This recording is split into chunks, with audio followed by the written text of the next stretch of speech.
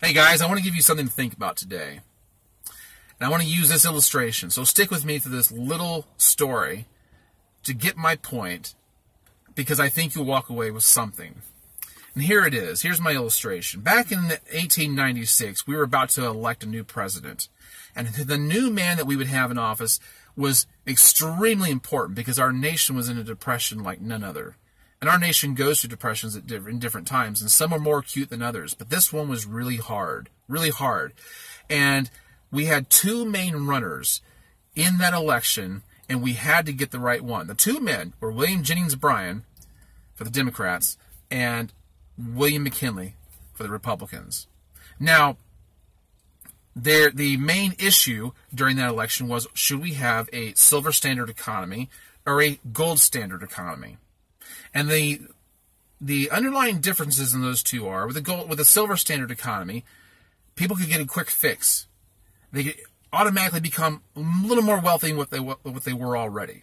They could buy more things and get themselves out of debt a little bit quicker. But it would also cause inflation. It would decrease the dollar value. And the people who had loaned Americans across the board a lot of money would no longer get the same value back that they had distributed to them to begin with. And this was not good. This was not good for the banks. It was not good for a lot of people. It wouldn't be good for anybody in the long run. But the silver standard economy was pushed by the Democrats. It was a quick fix. It was like the distribution of money. It wasn't socialism. But it mirrored that a little bit more than what the Republicans were pushing, which was a gold standard. The gold standard was a little bit harder of a pill to swallow for people who had nothing, for people who were starving. And so the gold standard would require some patience on the part of the American people. It was like cooking something, putting it in the pan, letting it simmer, or letting it marinate, and taking time to accrue value that could be seen and felt by the masses. And that would be tough. It was kind of hard to push, but it was going to be good overall for the American economy over time. Well, if you flip through presidential portrait books, you will not find President Bryan. You will not find President William Jennings Bryan anywhere. But you will find a McKinley. And why is that? Well, the main reason why is in the delivery of their speeches. Both men had, over time, millions of people who showed up to hear them talk, to push their agenda. And they both had, adoring, screaming fans, people that just went crazy. And these men, William McKinley would give a lot of his speeches from his porch. He would go out on the track and speak from the back of a train. Bryan would do the same thing. They would pack halls. And people would listen to them for hours and hours and hours. But the way in which these men presented themselves was completely different. William Jennings Bryan was a doom and gloom man, much like the modern liberal. Everything's bad. Everything's bad. And if we just had more, all of our problems would go away. And the more he talked, the more enraged he became, the more radical his speech became. He would throw accusations, say things that weren't accurate, and it just became really, some of the things he would say just became bizarre. But people loved to listen to him talk. William McKinley, on the other hand, was much more well put together. He planned his speeches better. He knew his material. He was a man of optimism and hope. He would bring what he had to say to the American people and say, look, I know things are hard, but if you stick around and you stay with me, things will get better, and eventually we will come through this. Well, obviously McKinley won the election of 1896. Now, where I'm going with this, and why I'm telling you this, is because they said the main reason, the main difference between the people who voted for Bryan and the people who voted for McKinley is this. Bryan had spectators, and McKinley had supporters. You see the difference? Spectators, supporters. Spectators, supporters. See, spectators, they just want to watch. They just want to be entertained. And they were with Bryan. Bryan was very entertaining. He could espouse his views in a radical way. He could become angry, and he could make people laugh. And he just had this very charismatic way about him. And people loved him because he entertained them. And then you had McKinley over here who stuck true to his values. Really did lead by caring.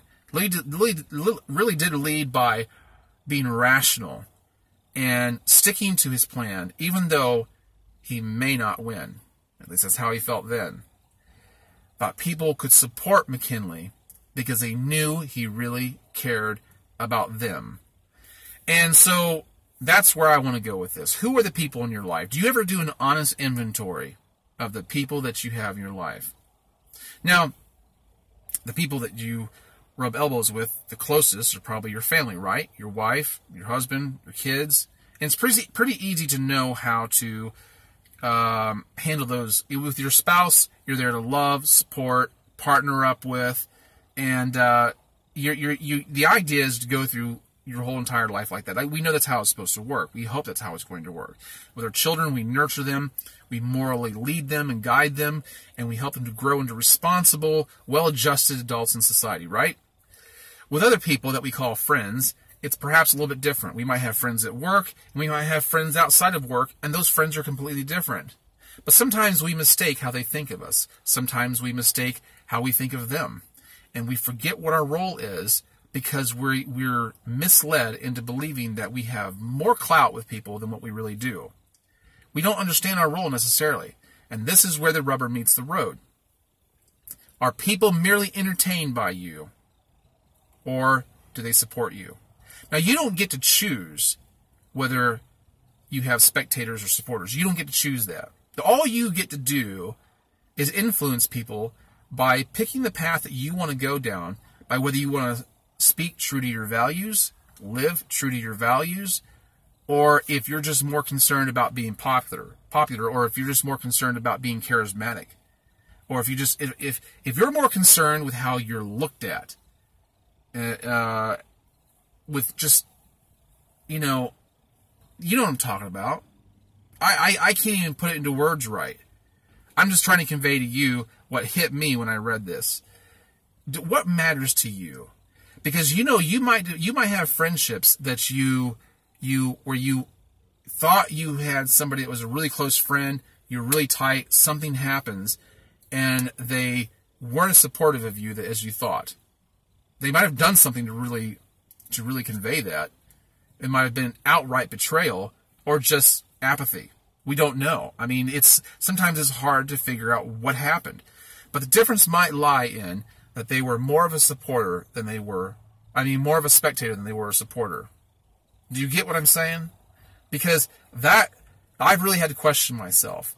I've lost friends through nothing necessarily I did, but they just kind of fell off along the way, and then you go, that's so contrary to the way things were, I don't even know what to think of that. I don't even know where that came from.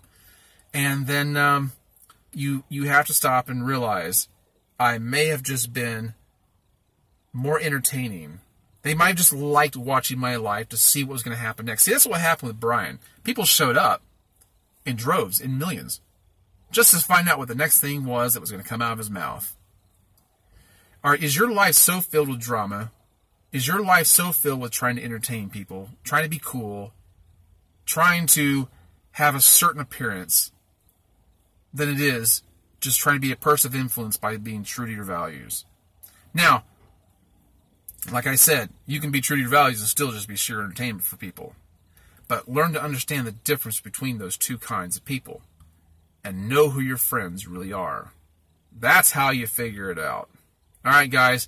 Listen, I hope this helps. I hope it meant something. I hope I made my point. I hope it made sense. But anyway, all right, if you like this video, hit the thumbs up, subscribe, and I thank you for your time. I'll catch you next one. Bye.